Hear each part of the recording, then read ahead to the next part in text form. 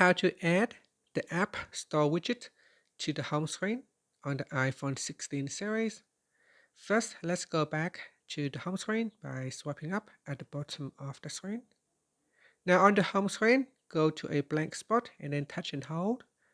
Next, tap on the Edit button at the top left corner. Then tap on Add Widget from the pop-up. Next, we scroll down and in here tap on App Store. Now in here it has three different sizes: the small one, the medium size, and the large size. So select a widget size and then you can tap on Add Widget.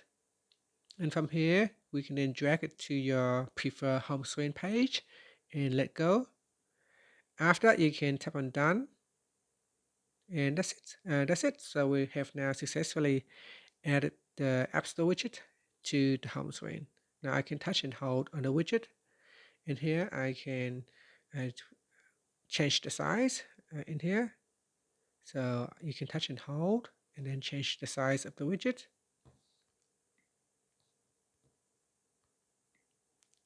So I can make it a smaller icon.